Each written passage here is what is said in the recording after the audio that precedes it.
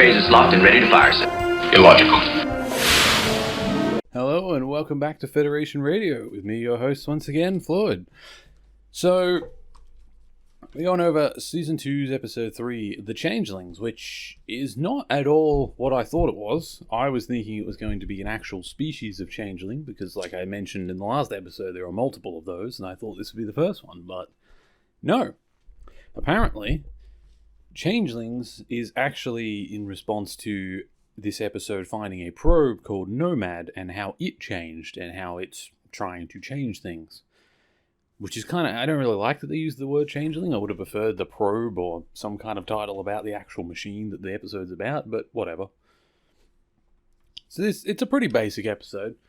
It goes over, it's a cool concept. It's this idea of Earth sending out a probe called Nomad in the year 2000, which it's always fun to hear, old sci-fi referencing 2000 and years that I was alive for, because they're speculating about a weird future that I remember, and we did send some probes out during those years, but I don't think there was a particularly, Nomad in 2000.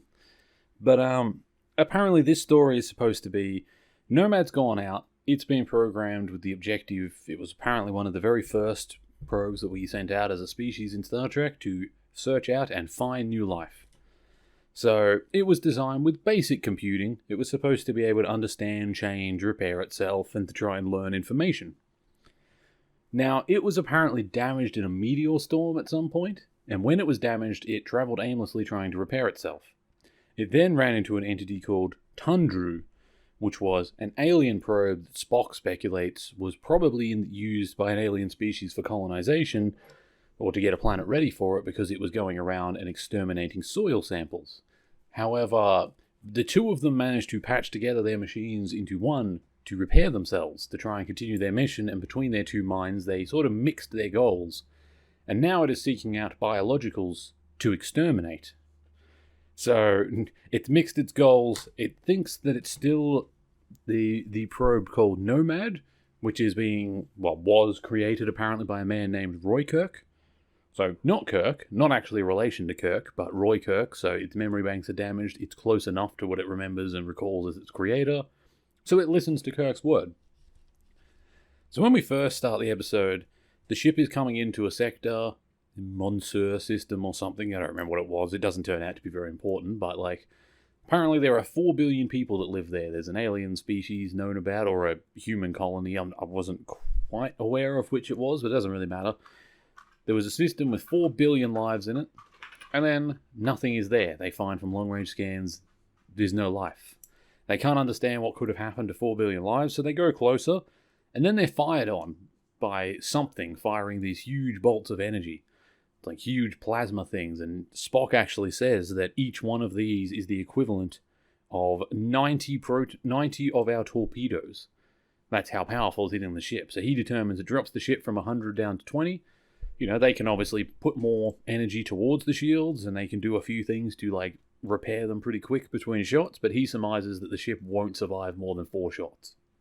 And they do get shot 3 times, but at that point they actually scan the probe itself, and they end up speaking with it, they communicate to it. It's almost unbelievable to them that this little probe, because it's quite small, it's a bit smaller than a human, has the capability of firing and creating such power. Now, they contact it, they send out a hail please, this is the Captain Kirk of the Starship Enterprise, stop firing, who are you? And at that point, because it recognizes Kirk as Roy Kirk, its creator, it stops firing. And it actually responds, and it comes on board, and there's a whole... It gets confused, it doesn't really understand what's going on, and we're trying to work out, our crew's trying to work out what's going on throughout the episode. So, like I said, they do all the determinations and work out, they're yes, this is what's happened, they go through the probe's memory banks. Now, it does a few weird things, they managed to sneak in a song from Uhura, which I've mentioned before, she was a stage show woman, so she liked to sing and do music, that was her thing, so she would try and squeeze that into Star Trek wherever she could. They found a way to let her do it in this episode. She's singing a song because the probe is taken to engineering, it looks at their star charts and stuff, determines, Earth, and it calls Kirk the creator and says, where did I launch from? And they show it star charts of Earth, this is where you came from.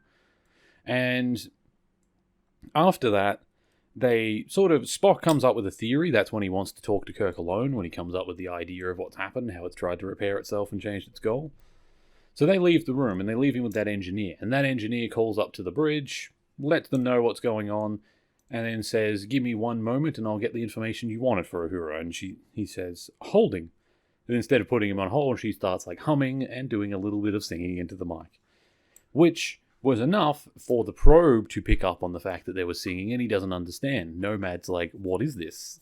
You see a few lights go off, a little bit of his hull comes out, almost like a mini satellite dish, and it just lifts up, starts flying itself out of that room and heads towards the bridge. Now Kirk finishes talking with Spock and works out, yep, so this thing is dangerous. This is probably what wiped out the 14 or 4 billion people. And he calls security and says, "Head to the engineering room." Now, at that point, they realize that it's not in the engineering room, and he gives out the command to security, search the ship, find that entity, find Nomad. Then they get a very whispered call from Scotty, who's like, "It just arrived on the bridge, sir." So they all come running up to the bridge, and at this point, the machine's trying to talk to Uhura, and it's trying to say, what is this form of communication? Trying to understand what's singing it. For whatever reason, I guess it never ran into music or singing, so it couldn't understand from a pure mathematical, computer level, what the purpose of it was.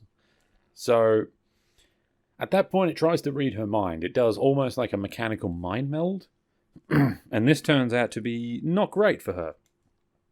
It tells her at first, think of music, focus your mind.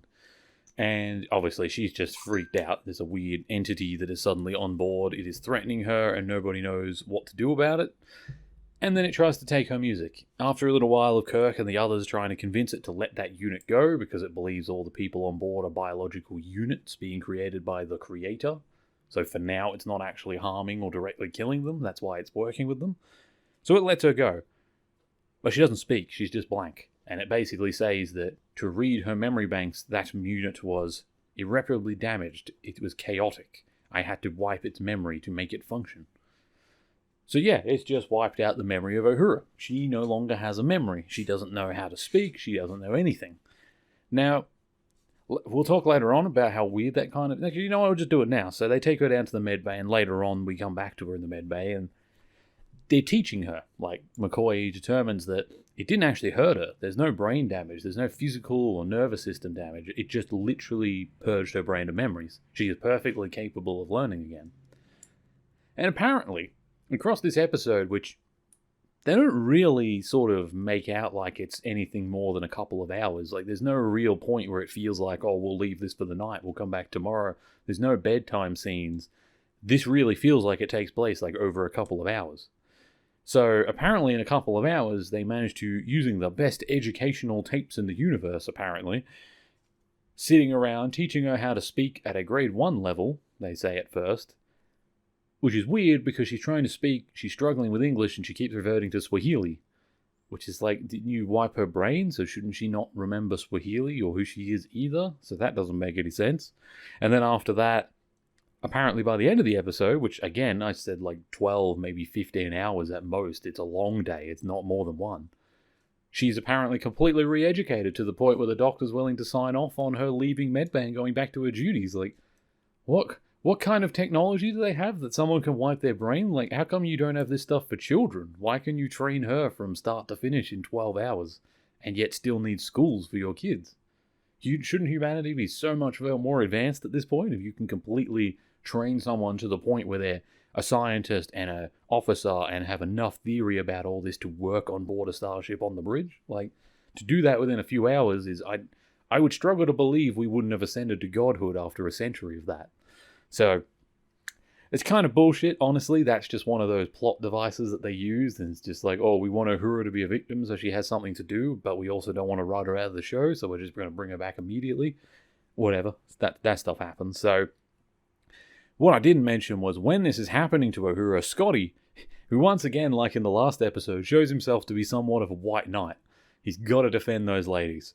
So every time a lady's in danger, apparently Scott is going to go against orders and do something aggressive to try and stop them. And he is going to cop the brunt of it and get thrown across the room. And he gets killed. McCoy says, there's nothing I can do for him. He is dead. Now, Kirk manages to talk down the machine, talk down Nomad, tells it not to harm any of these units and to restore them back to how they were because that is how they are optimal to him. So the machine says, okay, I will repair the unit you call Scotty. And they're like, you can't repair him, he's dead. And then, well, at least that's what McCoy says, but he also says if this machine is able to do that instantly, maybe it can fix him. I'll take any chance we have. So they let the Nomad go, and Nomad does. We don't really get much of how. It, puts a bit of energy over him and does something, and then suddenly Scotty's got vitals again. Apparently they try and get it to fix Uhura, but it says, as they determine, we have not actually damaged her. He says, we destroyed all of their memory banks. That's all. It didn't actually purge or hurt the unit, so like I said before, she has to be re-educated. There's no healing her, which she can apparently do in 12 hours. But anyway, so after this, it gets a bit more desperate because the machine also kills 2 security guards upon its escape to the bridge when it was first going to Uhura. So at this point, it's showing that even though it's holding back because it believes Kirk's the creator, it's still dangerous. It's still killing people. It is still damaging people irreparably. It even goes to the engineering bay at this point because it's trying to investigate biological beings, and as they say in one of their little meetings, if it gets to Earth, it's going to fulfill its mission. It's going to go to Earth. It's going to find these people. It's going to find Earth absolutely filled with biological contaminants, and it's going to purge them, just like it did this system with 4 billion people, so they have to stop it from going there. Now, Spock decides to do a mind meld with the machine after failing to learn anything about it. Although I do like that before this happens, the machine actually compliments Spock, because when Kirk comes in the room to try and help Spock, who's obviously reported it's been a few hours and I haven't been able to get through its shield or convince it to bring it down. A very human-like stubbornness. And Kirk comes in, and I kind of like that the machine at this point kind of compliments Spock. It says to Kirk, "This unit, Spock, is also one of your creations?"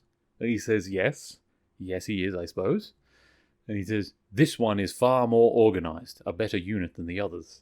Which Spock, although he tries his best to suppress his emotion, you can't help but see just a little bit of a smile at that point when this machine has basically just stated Vulcans are better than humans and better organized. Probably the only compliment that it throws out throughout this entire episode, so that's kind of nice. Now, it does try at one point and go ahead and fix the ship, and by fix, it upgrades all the systems and makes the ship travel faster, which Kirk has to talk it down and get it to stop because the ship ends up traveling at warp 15, which is a speed that even at the end of Voyager, 100 years in universe from this point, the ships are not capable of doing. Warp 15 is breaking all of the rules that they have. It is beyond anything their ships can do. So to do it in the 23rd century, as Kirk yells, this ship is not built for that. The entire ship structure is going to collapse from the pressure of what you're doing. None of this was constructed with that kind of speed in mind. So it ends up complying for now, but at this point it's getting annoyed. Kirk yells at it, tries to call it a faulty...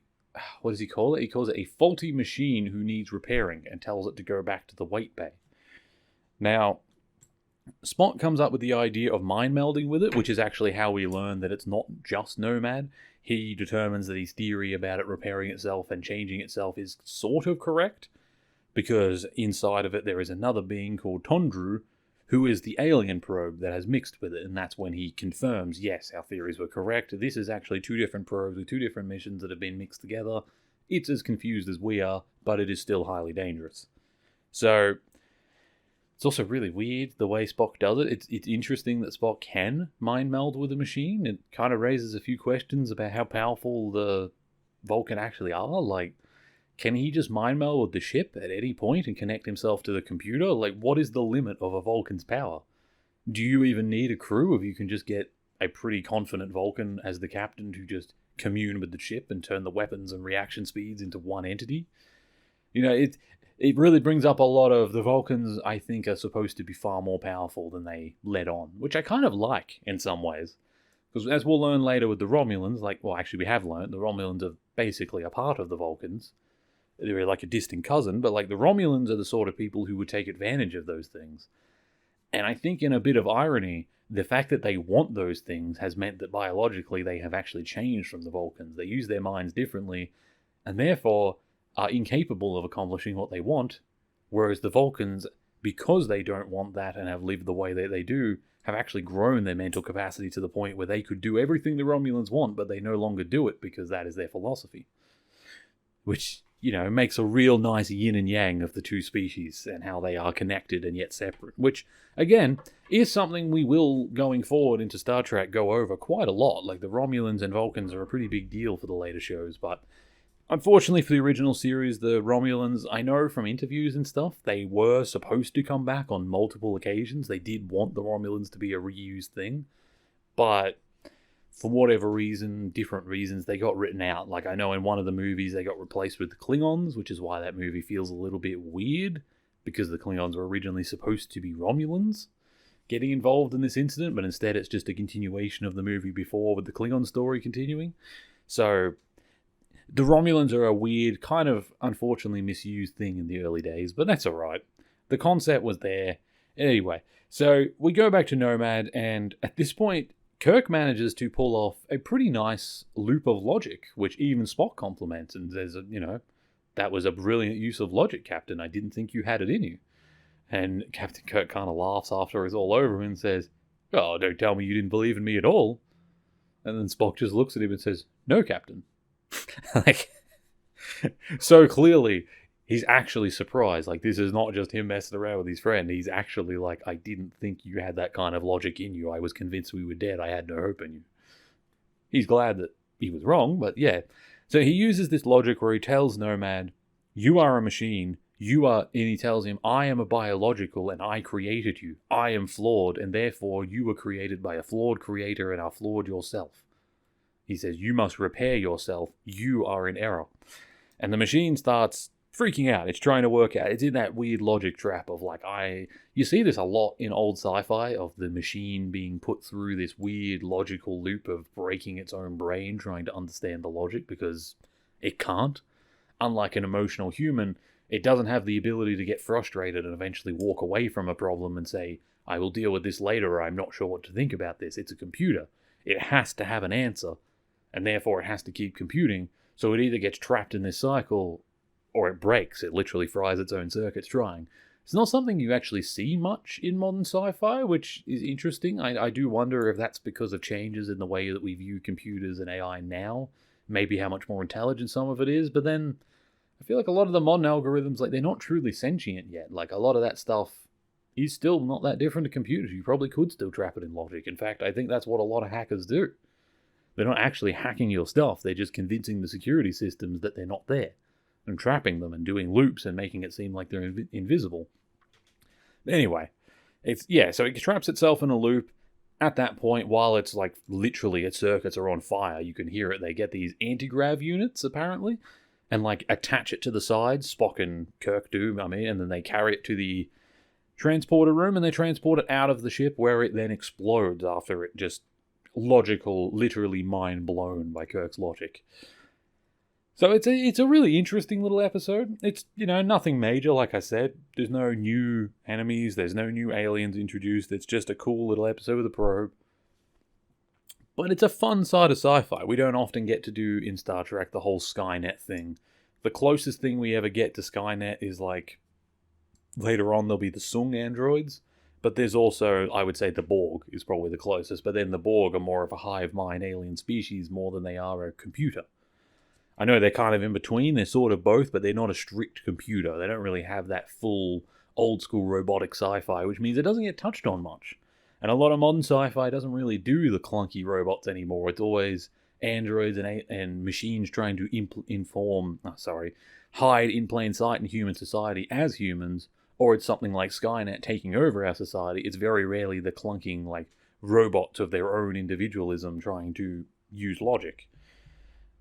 Either because we don't see that as scary anymore, that's not the science anymore, or whatever. I don't know what the reason is, but that seems to be sort of an outdated trope now that doesn't get used anymore, which is kind of interesting. But anyway, thank you for coming by. I know this is a bit of a shorter one, but... Oh, actually, no, hang on. Before I end, I do have a special mention that I have to talk about. So, shields exist. Up until now, we've been talking about screens and defensive screens and all. I don't even remember what else they've called them. There's been a few different names for shields. But finally, Season 2, Episode 3, they called them shields. And I'm pretty sure that unless they backtrack on this and then go back to shields again, but I don't think that happens. I think going forward, they have now standardized these ships have shields. Thank fuck. I'm sick of calling them screens. I'm looking forward to all these things being standardized so that I can stop being confused by it all and just start enjoying the episodes a bit more.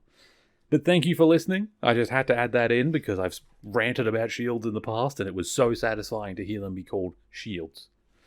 I'll see you all next time. In the next episode, we go over Mirror Mirror, which is the very first Mirror Universe episode. I am actually excited to finish editing this so I can go watch it. So, bye for now.